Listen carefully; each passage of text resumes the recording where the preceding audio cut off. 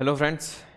बहुत सारे साथियों के सवाल इस तरह के आ रहे थे कि सर एग्ज़ाम में हम नेगेटिव मार्किंग से कैसे बचें। आज मैं इसी पर बात करने वाला हूं कि नेगेटिव मार्किंग से कैसे बचने, क्या वास्तव में हमें नेगेटिव मार्किंग से डरने की ज़रूरत है। ये भी बताऊंगा कि एग्ज़ाम में हम किस तरह से मैक्सिमम सवाल कर सकते हैं, तुक्के कैसे लगा सकते हैं, उस पर भी हम बात करेंगे। किस तरह से तुक्के लगाने, बिल्कुल हवा वाली बातें नहीं करूंगा, लेकिन किस तरह से हम एक कैलकुलेटेड रिस्क ले सकते हैं और ज़्यादातर सवालों को सही कर सकते हैं। किन सवालों पर तुक्के लगाने हैं, किन सवालों पर नहीं लगाने, उस पर भी मैं बात करूंगा। अब क्योंकि लास्ट टाइम पर एग्जाम में आप में से बहुत सारे साथियों के इस तरह के प्रश्न भी आ रहे कि सर आप इस तरह के छोटे छोटे वीडियो क्यों बना रहे हो। तो लास्ट टाइम पर, क्योंकि अब मैं अगर वीडियो बनाऊंगा बड़ा 30-40 मिनट का, तो शायद आपके पास अब इतना टाइम नहीं है। कुछ बहुत सारी चीज़ें जो स्टूडेंट्स जानना चाहते हैं, बहुत सारे साथियों का कॉल भी आता है, मैसेज आता है, लेकिन वो सिर्फ कुछ साथियों तक बात पहुंच पाती है। मैं जानता हूं कि बहुत सारे साथियों के मन में इस तरह के सवाल रहते हैं, तो इस वीडियो के माध्यम से, एक शॉर्ट वीडियो के माध्यम से आप 2 से 3 मिनट में ये सारी चीज़ें क्लियर कर सकते हैं। इसलिए मैंने डिसाइड किया कि कुछ शॉर्ट्स वीडियो में रेगुलर दूं, ताकि जो छोटी छोटी बातों पर आप में कुछ कन्फ्यूजन है वो दूर हो जाए। ठीक है, तो देखो इस पर बात करते हैं। मैं बिल्कुल एक छोटे से वीडियो में कोशिश करूंगा कि सारी आपकी क्या अप्रोच रहनी चाहिए नेगेटिव मार्किंग को लेकर, उस पर मैं बताता हूं आपको। देखो सबसे पहले तो क्या नेगेटिव मार्किंग से डरने की जरूरत है क्या, पहले उस पर बात करते हैं। नेगेटिव मार्किंग कितनी होती है? 1/3 होती है। ये सिंपल सी गणित मैं आपको बता रहा हूं, मुझे पता आप ये सब ऑलरेडी जानते हैं, लेकिन इसको बताने से शायद थोड़ा सा कॉन्फिडेंस आ जाए आपको ज्यादा सवाल अटेम्प्ट करने में। देखो यहाँ पर एक सिंपल सी गणित आप सब भी जानते होंगे, जो भी तैयारी कर रहा है इतनी सबको पता है। अगर हम 20 सवाल अटेम्प्ट करते हैं, उन 20 सवालों में से 20 सवाल अटेम्प्ट करने का मतलब ये ऐसे सवाल होंगे। नेगेटिव मार्किंग का मतलब क्या है? नेगेटिव मार्किंग आप वहीं पर डर लगता है कि जहां से ऐसे सवाल जो हमें परफेक्ट आते हैं वहां तो कोई प्रॉब्लम नहीं है, लेकिन कुछ सवाल ऐसे हैं जो हमें आते नहीं है, वहां पर कंफ्यूजन है, वहां पर 2 ऑप्शन 3 ऑप्शन में कंफ्यूजन है। वो सवाल हम तुक्के लगाते हैं और उन तुक्कों में मान लेते हैं कि 20 सवाल आपके करते हैं और आपकी किस्मत इतनी खराब है कि 5 सवाल ही राइट होते हैं और 15 सवाल आपके गलत हो जाते हैं। तब भी आपको कोई नुकसान नहीं है, आप नील हो जाएंगे, जीरो हो जाएंगे, आपको नुकसान कुछ नहीं होगा। वो इस कंडीशन में है कि 5 सवाल ही राइट होते हैं और 15 सवाल गलत हो जाता है। अब आपकी किस्मत इतनी खराब है कि एक भी सवाल राइट नहीं हुआ, या एक सवाल 2 सवाल राइट हुए और बाकी सवाल सारे गलत हो गए, तब जाकर आप नेगेटिव में जाएंगे। बाकी नेगेटिव की संभावना नहीं है, और हो सकता है थोड़ी सी किस्मत आपकी अच्छी रही। देखो अगर मैं इसको इस तरह से लिखूं, 6 और 14, आप यहां पर 1-1.5 सवाल प्लस में आ गए। 7 और 13, जैसे जैसे मैं आगे बढ़ता रहूंगा, हो सकता है कि किसी की किस्मत इतनी बढ़िया कोई लिखा के गया हो उस दिन, तो 10 सवाल राइट हो जाए और 10 सवाल गलत भी हो जाए, तो इसका मानकर चलिए आप 7 सवाल प्लस में चले जाएंगे। ठीक है, तो इसका सीधा सीधा सा मतलब है कि डरने की जरूरत नहीं है। अब आप ऐसा नहीं सोचे कि वो मेरी किस्मत थी इसलिए सही हो जाता है, ऐसा नहीं होता। किसी के आपने सुना होगा कि इसके तो तुक्के हमेशा सही जाते हैं, और किसी को लगता है कि तुक्के तो हमेशा ही गलत जाते हैं, उसका रीजन है। ऐसा नहीं, मैं जब एग्जाम देता हूं तो मैं भी खूब सारे तुक्के लगाता हूं और वो अधिकांश सही जाते हैं। हाँ, इसका मतलब ये नहीं कि मैं हमेशा तुक्कों से पास हुआ हूं, वो तुक्के भी ऐसे ही नहीं लगते हैं। तुक्के सही कैसे लगते हैं? जब आप बहुत तैयारी कर रखे होते हैं, बहुत ज्यादा आपने मैटर पढ़ रखा होता है, कुछ सवाल ऐसे होते हैं जो आपने बहुत पहले पढ़े होते हैं और वो एग्जाम में आ जाते हैं, तब आपके दिमाग में कंफ्यूजन आता है कि ये मैंने पढ़ रखा है लेकिन एग्जैक्ट याद नहीं आता है। तब वहां पर आप तुक्का लगाते हैं और वो सवाल सही चला जाता है। वो सवाल इसलिए सही गया कि कभी न कभी उन सवालों को आपने पढ़ा है।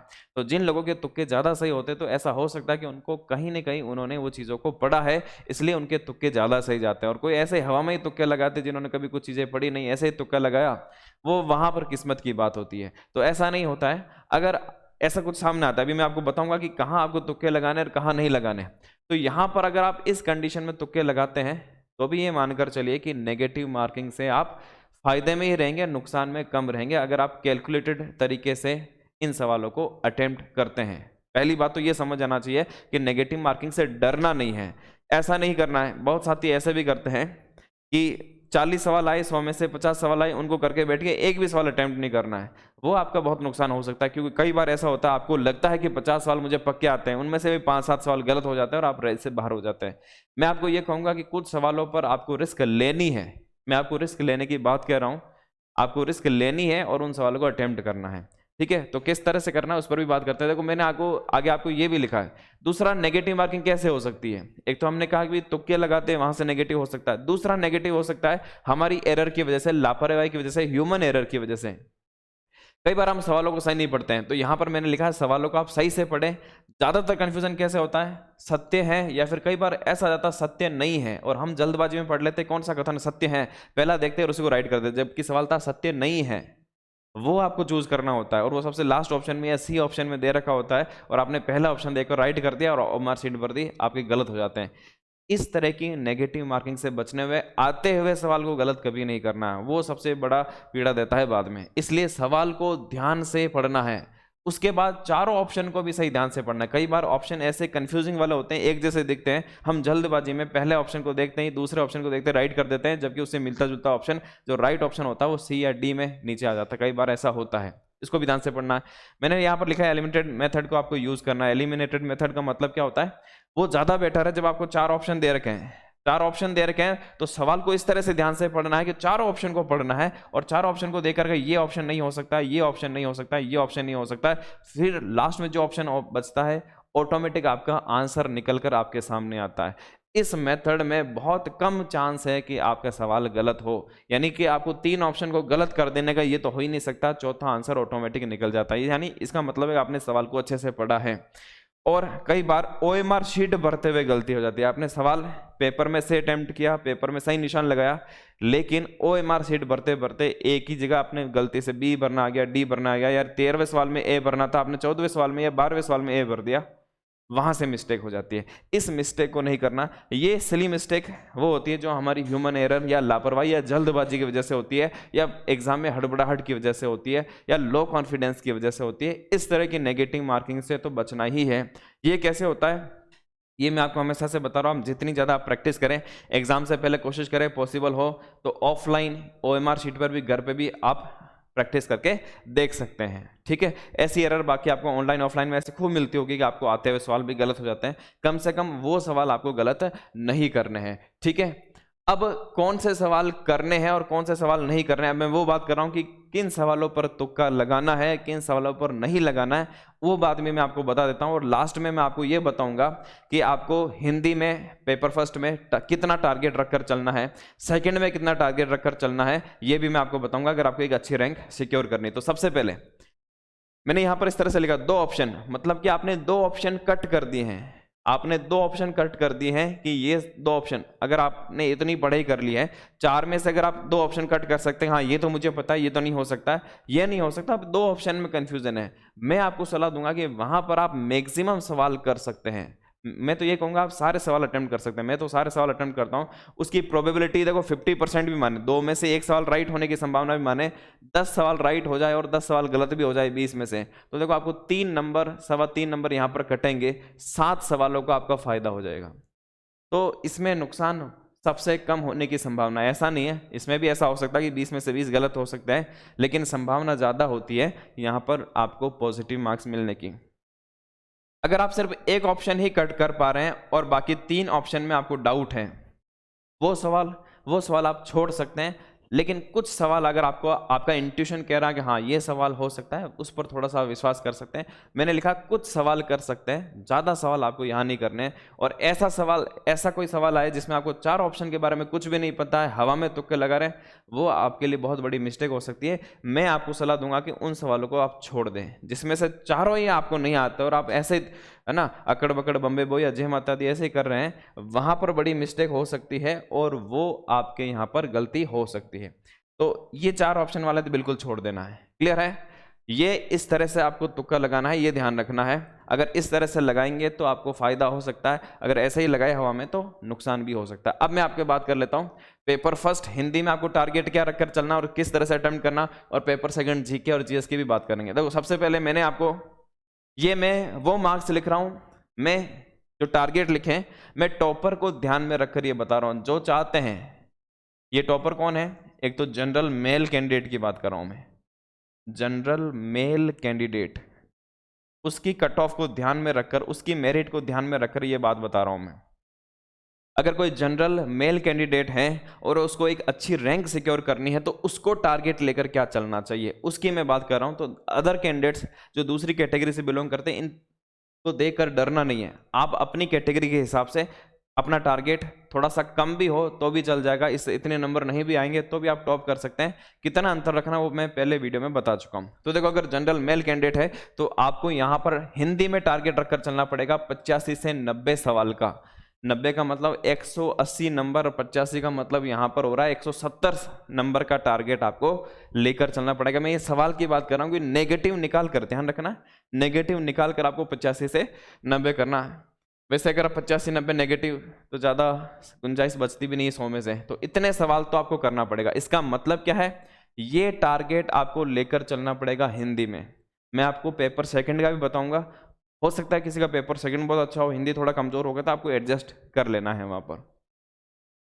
अब सवाल कैसे करने हैं, पेपर जब आप अटेम्प्ट करते हैं, मैंने लिखा है फर्स्ट अटेम्प्ट में आपको 75 से 80 सवाल करने हैं। फर्स्ट अटेम्प्ट का मतलब क्या होता है, फर्स्ट अटेम्प्ट में वो सवाल आपको करने हैं जो आपको परफेक्ट आते हैं, कि ये सवाल तो मुझे आते ही आते हैं, उसमें गलत होने की कोई गुंजाइश नहीं है। मैं मानकर चलता हूं कि 75 से 80, जो 75 से 80 कम से कम जिनको फर्स्ट अटेम्प्ट में से कर लेंगे वो ये सवाल कर सकते हैं।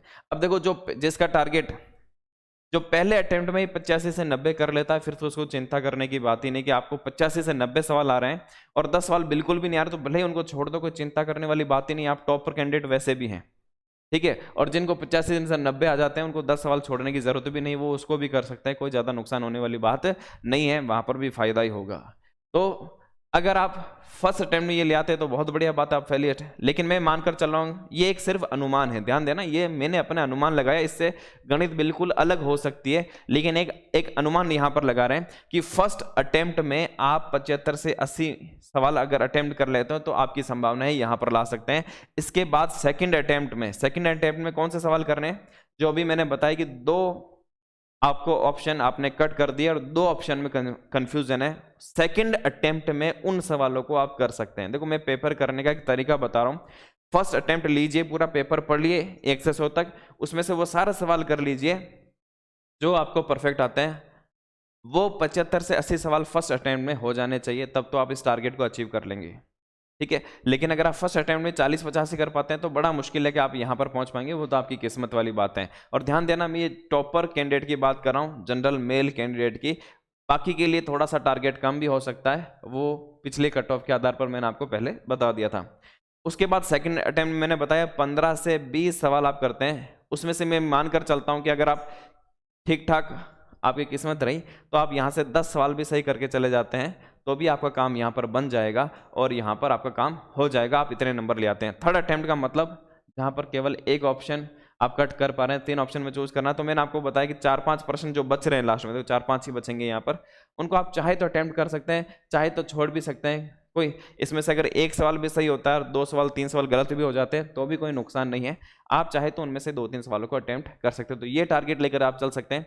और अगर मैं जीके जीएस की बात करूं, क्योंकि जीके जीएस में 80-90 सवाल करना बड़ा मुश्किल होता है, हिंदी में हो सकता है लेकिन जीके जीएस में नहीं, तो मैंने यहाँ पर टारगेट रखा है 60 से 70 सवाल। पिछली बार के टॉपर भी इतने ही सवाल कर पाए, इतने ही हाईएस्ट मार्क्स रहते हैं, ये हाईएस्ट मार्क्स आएंगे। देखो, मैं हाईएस्ट को ही ध्यान में रखकर चल रहा हूँ, कम से कम कितना उसके बारे में मैं किसी और अलग वीडियो में बात कर लूंगा, अभी मैं हाईएस्ट की बात कर रहा हूँ। टारगेट रखकर चलना कि 60 से 70 सवाल आपको नेगेटिव निकाल के सही करने ही हैं। अगर आप में से कोई कैंडिडेट ऐसे हैं जो पहली बार में ही 60 से 70 कर लें तो समझ लीजिए आप टॉपर के लिस्ट में, फिर आपको ज़्यादा रिस्क लेने की ज़रूरत नहीं है कि बाकी के सवाल भी कर लेते हैं, वहाँ ज़्यादा रिस्क लेने की ज़रूरत नहीं है। तो इसके लिए क्या करना पड़ेगा, अगर आप फर्स्ट अटैम्प्ट में ही 50 से 55 कर लेते हैं तो पूरी संभावना कि आप यहाँ पर पहुँच सकते हैं। सेकेंड अटैम्प्ट में आप 30 से 35 सवाल और ले सकते हैं। वो 30 से 35 कौन से होने चाहिए, जिसमें आप 2 ऑप्शन को कट कर दें। अगर ऐसे सवाल नहीं है तो कोशिश करें कि बहुत कम सवाल ही आप अटेम्प्ट करें, ये भी कोई कम नहीं है, 50 से 55 सवाल भी कम नहीं है, आप काफ़ी अच्छे नंबर यहाँ पर भी ला सकते हैं। लेकिन 2 अटेम्प्ट वाले सवाल आप जरूर अटेम्प्ट कर लें, वहाँ आपको ज़्यादा नुकसान नहीं है, 2 कट कर सकते हैं, उसको आप अटेम्प्ट कर सकते हैं। थर्ड अटेम्प्ट में मैंने यहाँ पर 20 सवाल या 25 सवाल नहीं लिखे, थर्ड अटेम्प्ट का मतलब है जिसमें सिर्फ एक ऑप्शन कट हो रहा है, वहां आप ज़्यादा से ज़्यादा 4-5 सवाल अटेम्प्ट करें। अगर आपको करना है, आपको ऐसा इंट्यूशन ऐसा लग रहा हो कि शायद इसका आंसर ये हो सकता है, उस पर आप विश्वास कर सकते हैं। बाकी ज़्यादा लालच नहीं करना है, 4 से 5 सवाल कर लीजिए, 15-20 सवाल करने की जीके में ज़रूरत आपको नहीं है। अगर आप ये टारगेट रख कर चले तो संभावना है कि आप एक अच्छी रैंक सिक्योर कर सकते हैं। मैं फिर कह रहा हूँ, ये मैंने टॉपर को ध्यान में रखते हुए, जनरल मेल कैंडिडेट की टॉप रैंक को ध्यान में रखते हुए, एक अच्छी रैंक को ध्यान में रखते हुए मैंने लिखा है। आप अदर कैटेगरी में आते हैं तो उसी हिसाब से आपके सवाल थोड़े से कम भी होंगे तो भी आपका सिलेक्शन हो जाएगा। डिपेंड करता है कि आपकी कैटेगरी कौन सी है। इतने सवाल लाना ऐसा नहीं है कि ये सवाल सबके लिए मुश्किल हो सकते हैं, लेकिन आप अपनी कैटेगरी के हिसाब से ऐड कर सकते हैं। ठीक है, तो ये मैंने अपनी तरफ से जो मेरा एक्सपीरियंस था मैंने आपके साथ शेयर किया कि आप किस तरह से नेगेटिव मार्किंग से डरने की जरूरत नहीं है, किस तरह से आप उसका सही से यूज़ कर सकते हैं और एक अच्छे नंबर ला सकते हैं। इसके अलावा आपके कोई और सवाल हो तो अभी आप मुझे लिख सकते हैं कमेंट में, मैं कोशिश करूंगा उनका भी जवाब दूं। बाकी मैं कोशिश करूंगा कि एग्जाम से पहले जैसे बहुत सारे साथियों के सवाल आ रहे थे कि पॉलिटी से जुड़ा हुआ कुछ क्रैश कोर्स या इंपॉर्टेंट सवाल की सीरीज, तो मैं कोशिश करूंगा कि एक इंपॉर्टेंट सवालों की सीरीज आपके सामने लाऊं ताकि उन एक दो वीडियो से आपके कुछ सवाल एग्जाम में मिल जाए। तो वापस नेक्स्ट वीडियो में मिलते हैं। Thank you.